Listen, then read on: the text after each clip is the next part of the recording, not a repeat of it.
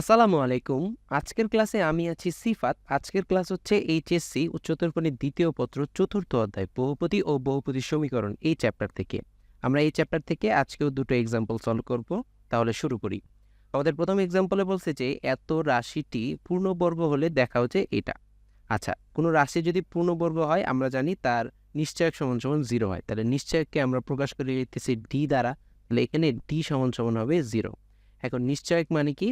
নিশ্চয়ক মানে হইতেছে B square minus 4ac। B square কোনটা? সেটা হইতেছে এক্স এর সহগ। এক্স এর সহগ এখানে কত আছে? -2hk এর উপরে হোল স্কোয়ার মাইনাস 4ac। তাহলে 4a এ মানে হইতেছে এক্স স্কোয়ারের সহগ কত আছে? এইচ স্কোয়ার মাইনাস এ স্কোয়ার ইন্টু সি। সি কত আছে? ধ্রুবপদ কে স্কোয়ার মাইনাস বি স্কোয়ার। তাহলে কে স্কোয়ার মাইনাস বি স্কোয়ার এইটা ইকুয়ালস টু 0। এখন হইতেছে আমরা এখানে যদি ইয়াটা করে দিই তাহলে এখানে হবে 4h square K square minus এখানে 4 ইন্টু এখানে আমরা দুইটা গুণ করে দিলে এখানে হবে H square K square minus K square A square, তারপরে হবে minus H square B square plus A square B square equals to আমরা পাবো এখান থেকে 0। আচ্ছা, এখন আমরা যদি এই যে 4 দিয়ে গুণ করে দিই তাহলে 4h square K square minus এখানে হবে 4h square K square plus এখানে হবে k square 4k square a square plus 4h square B square minus 4a square B square equals to 0। মানে আমরা 4 দ্বারা গুণ করে দিলাম।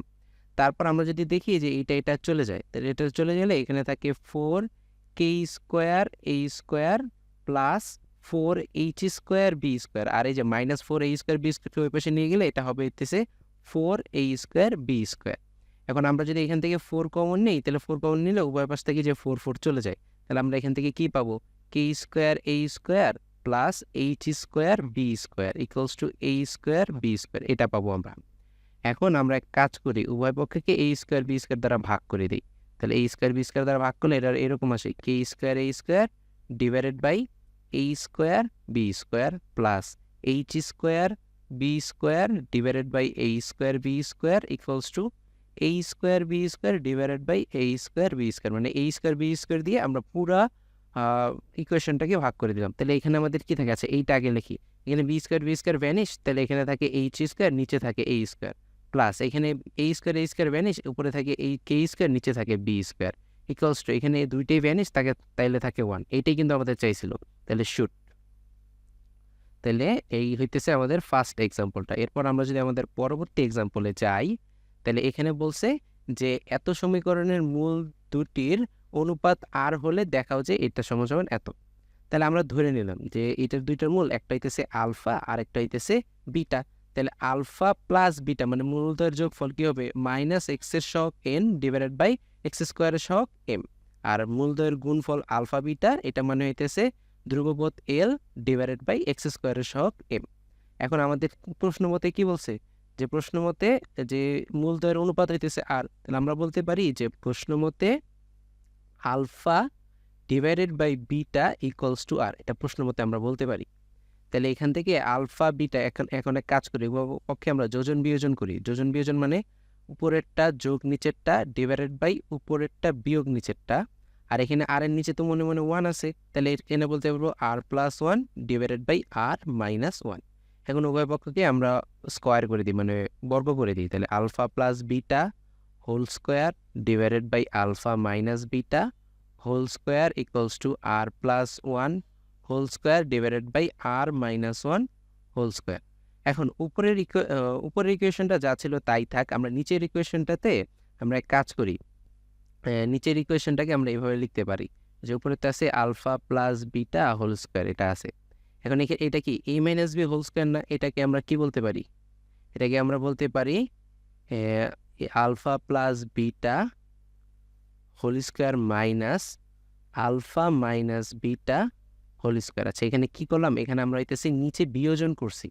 এখানে শুধু নিচে বিয়োজন করা হয়েছে, যে উপরেরটা থেকে নিচেরটা বিয়োগ করা হয়েছে। এখানে শুধু নিচে বিয়োজন করা হয়েছে, উপরেরটা ঠিক ঠিক থাকবে আর এখানেও ঠিক সেম বিয়োজন করা হবে। তার মানে উপরেরটা বিয়োগ নিচেরটা, এটাকে বলা হয় বিয়োজন। এটা গেল।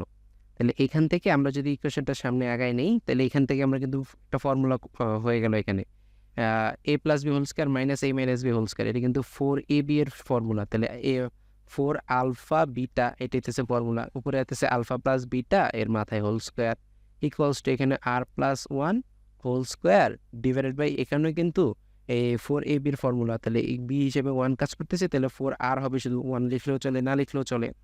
তারপর এখান থেকে যদি আমরা একটু সামনে আগাই, তাহলে আমরা দেখতে পারবো যে এখানে আমরা alpha plus beta whole square এটা যা আছে তা থাকলো, ডিভাইডেড বাই 4 আলফা বিটা এটাও থাকলো।